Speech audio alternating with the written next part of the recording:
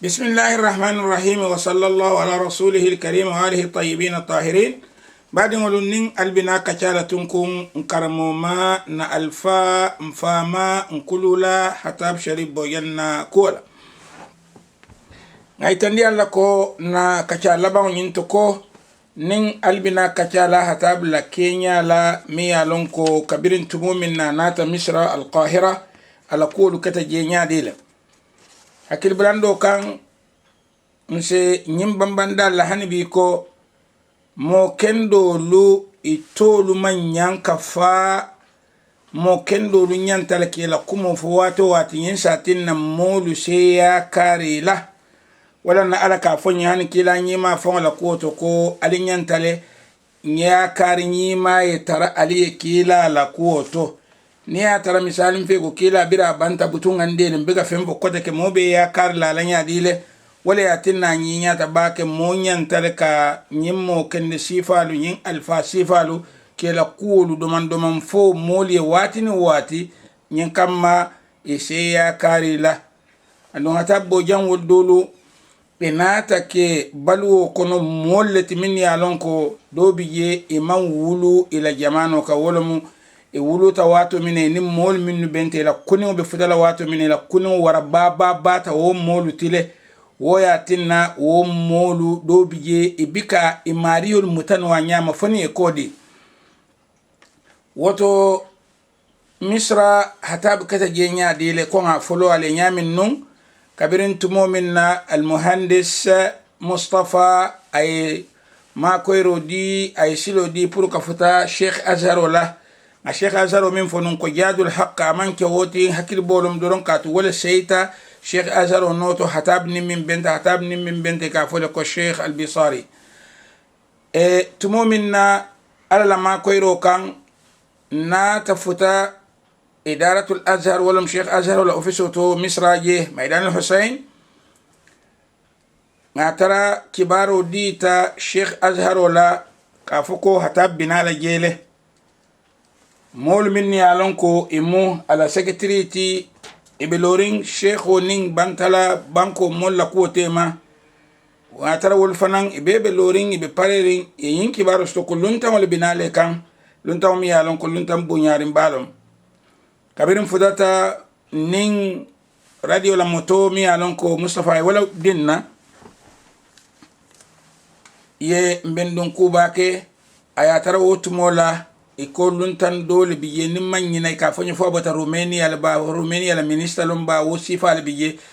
ni wo bota doron ntolle nyanta kata barbutun inata nsindiku dinkrate kaluntan bonyari ngol sindi damin to ko ka fomi ko nimbi kamola ka ko VIP dinkra yan samba yeto en sindi je haniya tara misalin fe ko etol biga fay ko VIP barbutun ka kibaru zuwar alfa bal minno kana kontondiro la dinkra yan samba yeto misran ko la bunya kala luntan bunya nyamin inata fulo wala wolom ke ngin ka fe be tile minna ba walle be kafel minna butun ak besiri woto wato sita wato minna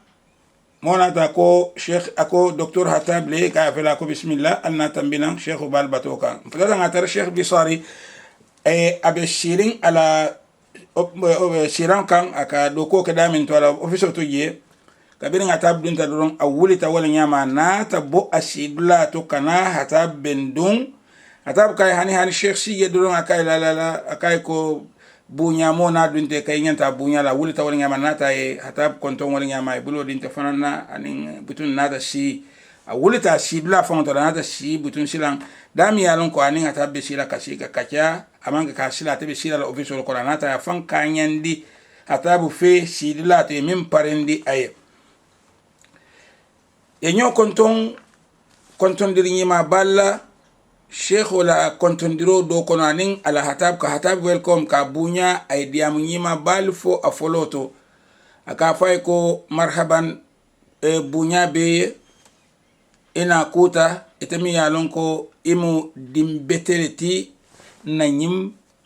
Afrika banko lu dingol kono min yalon ko mbe jikirin ko itolle be kala noro sambalati noro mi yalon ko Muhammad ni wala nata adum be ala dan la fo ala se altol no tindi wola ntol danta damin to altol sa samba ntol korta minna altol sa futandi wo nyoya ya nyima ay wo kuma nyima le fo hatabi hatab ka fay yele to don ko mimbe man satalla bulu londo to ntolla kuwoto aninga bunya min paren bunya min di alla aninga alla ke kende ya min long wo ala wasata wotole kabiri nyoya ya kachali keta butun inata dun shekhu ka hatab nyininka dawa dino la karola arab kan la karola abenya dile afrika kono hatab alman kafar ne makelaye anata ku be jabba kese woto ay killing aya mume be tandial hatab dun ko ngalon ala kulunya akuluta Mauritanie anengo diamo la karola amanke ko momi arabu karango ning bare abeko momi fongo jato wuluta kono ala kuma kango kam mo sabale ning abe diamo la Sheikh Bashir mba jibela ning ala secretary obe safirola mba jibela be ay amunta ko diamo nyi ya sambale kende wo kan hatab nata kaitol parendinu min ya lon ko nyanta ko kaitol le di Sheikh Azarola bar yanin akawodi la wodi amo kono al atabi min folo itandi ala ko ala sulo min belorin sula folo hatab mum molati mi ya lon ko mo hakilma ba andon amaratal fanan ay kuol bulandile kendeke ako Sheikh ko nasula folo min mba nyinile bulu mba itandile la wolom folo Gambia dingolu minnu be Kahira jang ibe Misra jang andung inate fanwe janne scholarship man tare bulu wolom nasula folo tinse min landi alinya koto Azhar nyanta minne kela woliye wol min yalon ko man scholarship soto jang mbe min dan la Azhar gulbi woliye bo ali hala sifa folo to inate man na fe na fokana ala nin ala kilala nyini woto alsema koiro dia ko Sheikh ese sembo laje woliye al scholarship soto pour ese karanno tenko kono andon e kono fana minnu be sabatiring Madinatul Bu'uth wolum talibol ka sidin kramin to man sakunda din kramin lo pour taliboliye mo be katara woto fo minni scholarship soto nangin dindingol minnu man scholarship soto be woye ban o din krale bantala aliye tariya aliye mako yebo din krato katu o din kralu dal koleyate kanne femman tare bulu ise keno minna insilata nyinna akane dundi ijramo ko wolum ku kono manyanka dum min kono hani fo enake mo ko ngoti alnya ko kabirin ay nyim fo sheikh kay ko yo ngaw mayle fulan jango dum wolum monti akay ko fulan jango mbe min yitandi la mlafta kami yitandi alla wolum yenti aliya fonye bang Azhar fango jato akamun mina scholarship nya dille kere Afrika yesa ko Gambia ye lafta lon na wo scholarship ika Kenya dila alika mo jelleta alika di nya dila lafta ali yo fo nyin kama nyodo demo se soneano mbulinya min ko nyinto Sheikh kay ko nyin ku fulolu janni ka tambi folo nse jabiro dila je mbe amaro dila na do kulal mume bela ko ise soniandiri keno pour Gambia dingol minnu man scholarship soto jang andi be Kahira janne isa kate soniandiri keno pour woliye dung ye scholarship dila mbo ya maro dile la kabobi akay fulan jang scholarship mi alon kon ka parendi pour Gambia e wala Afrika e sifa fulal bijang do nka wodi Egypt la Ministry of External Affairs man sakunda mi ministry min be loring bantala banko la kuoto nga min kere Gambia en ka ki woleto wolle ka ki ila ambassador min be mararin Gambia la wo ambassador Faransa futandi Gambia la dinkra dami alon ko wala mu londo dinkra ko education department akay ko fulan jango wala mu scholarship mi alon kon ka adi Gambia dingol minnu fango jato nata ko ngin min na kofo se ejibe minnu yalon ko ila karango ese dunno ni dunta foka ban sa kata ngana scholarship di wala anun se tawsiya din se wos ya maro fanan di nse yamaro fanan di din kiralla min be ko majlis al-ala shu'un al-islamiyya gambia fan kono misra kono je nse yamaro di walla nin se wosiyo di la fanan ko se makoyro min dino walla se wo fananke ako mun na fengode aka islam dum minum ku saban nyawtin nyanta kamin kaja akai ko hatabbo jannata fay ko na ku saban jawan nyanta kamin fo aliya wala nyinti nyode mo nyanta kela gambia anin azhar temale bake azhar ameta bake azhar sutiyata sanji wuli kilin nim fenna ala do ko duniya bele ya kalamta ala kato duniya mume bele ya long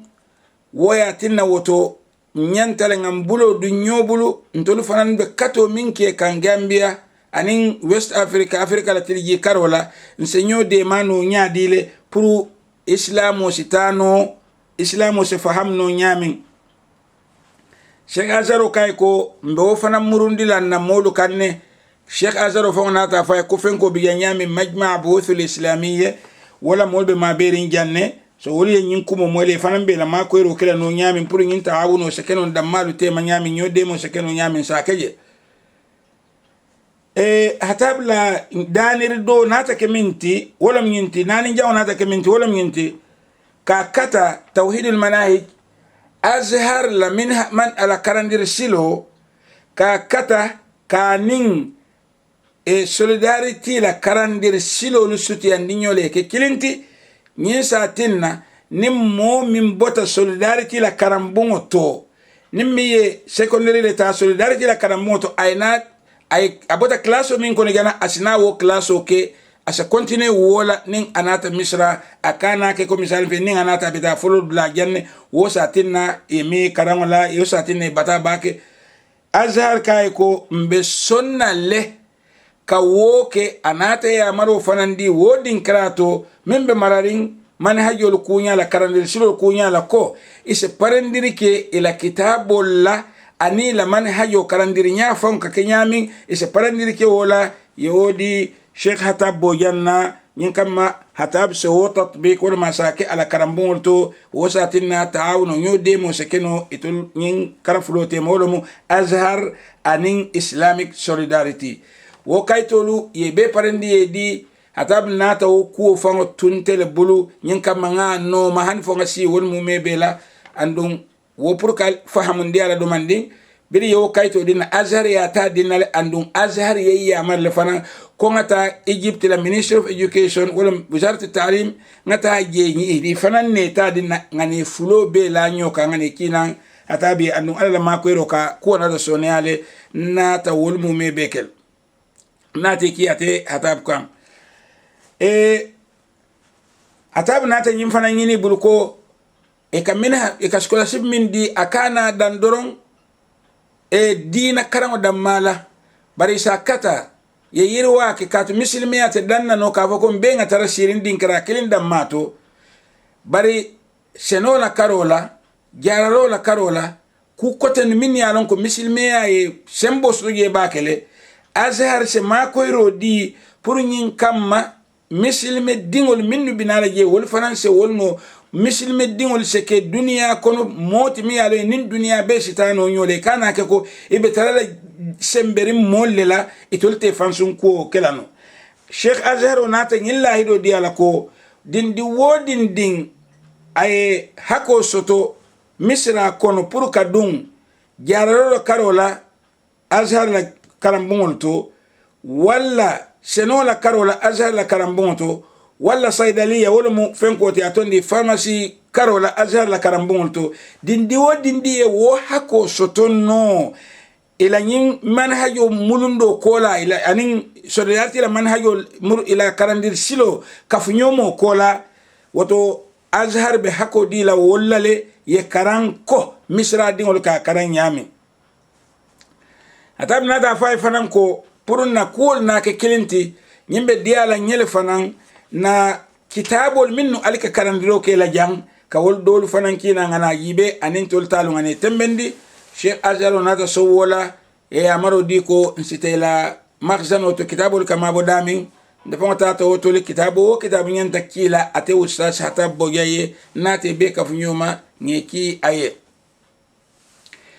anin Sheikh Azhar wala kachana ta kenyin nati Sheikh Azhar Bisari anata bambandi ay kendege ko aba katala le kendeke ka ko hatabi min nyina bul fana labanke wolum nyinti ziyara wolum ka nyo euro ka nyo fa bando wo setara Azhar ning solidarity tema jami'a talamul islami gharb afrika solidarity tema nyin kamma nyo kalam to so warabake wolum ko ate hatab nata nyamin kana konton diro ka nyin din krato Sheikh Azhar faransa kata yo sifa keno ay tare dammal tema andun Sheikh Azhar nata la hidi nyina ko wobe kelale wo nyin la ye fanan ko ka bo sangi nin ale dema nin ku wo ku be kala nyimbe mbal mimbe kala dina ko wolti nin Azhar le be lola kunto ibe Islamic solidarity iba invite iba bunya to killal kana woto hatabu nin kumu abota Sheikh Azhar Bisari a kontanirin ba wol fanan be kontanirin ala bake bawo ko nga fale nyamin kibaro le sitela kibaro mi alon ko kibar dima balomu yaje ko Afrika din kilimbi mi alon lonna lo moati andu nyimbe min ketanun Saudi Arabia anin bin bazitema wona ta ke sababu baleti ke tolu sondi pour hatab boyan yela moy ala hatab kabirin abota niya wal murun talabutun nseita Gambia talibol min no biye kahira kono wato ko nga fale nyamin wotu mola Dr. Sabar Jana wol biye mo jamal biyente be kilin folano muton ani wol fanay ben soto ani kachata nyode mo sakeno nyamin wali yake butun ku kote wona ta kesilan anin Dr. Hijazi tem Dr. Hijazi ala hatabla juraro tili sabanjang wala tili nani jango Dr. Hijazi nata a invite wolum ayabunya to kili pura ta tara ala office to kanyinin ka minamu isenyo de manu nyaadi adun Dr. Hijazi atabe loring tarbiya منظمة العربية للتربية والثقافة أبلوري ولا كارول العرب ولا كفو من بجامع دول العربية عرب ليك لا كفو من بلورم بروكا لندو يروا أنين دين دين ولكي تفوتو wole be mararin wo kunyala kabirin tubo minna ata fuda tala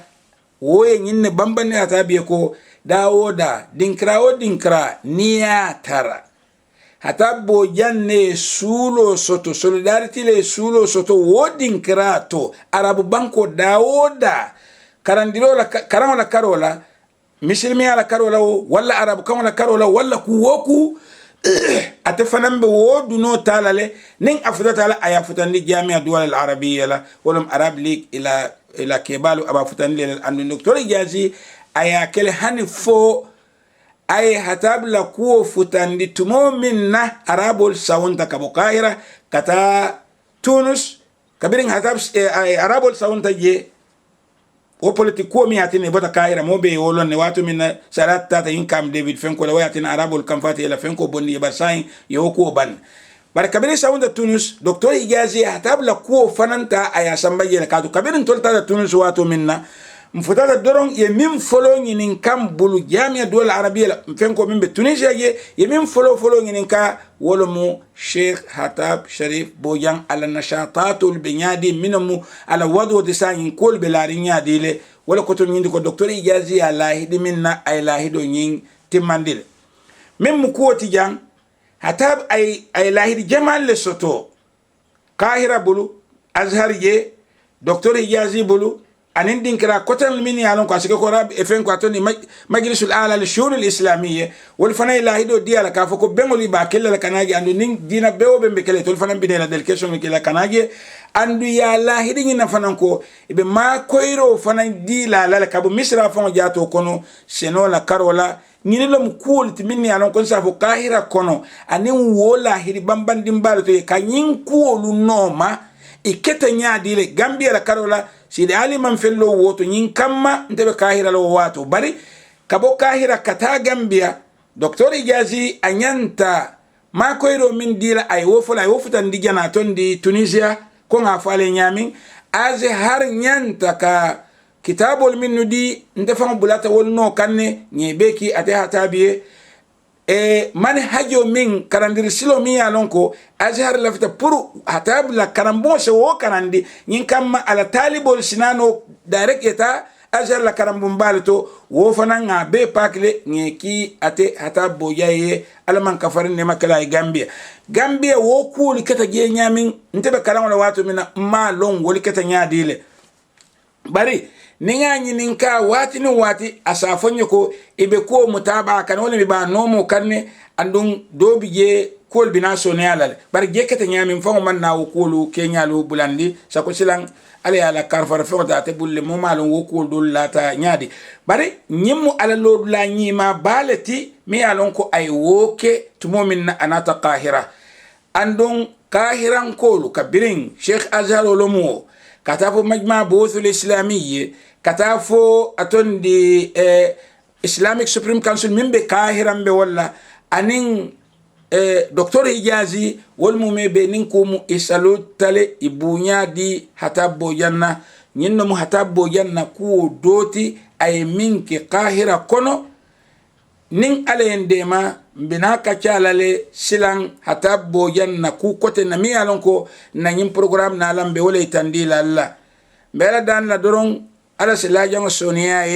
bela dan la ala kola nyimal minnu ayetu ala se wolu tambindi atefawla innamu albadim ma sidi ali jane wassalamu alaikum wa rahmatullahi ta'ala wa barakatuh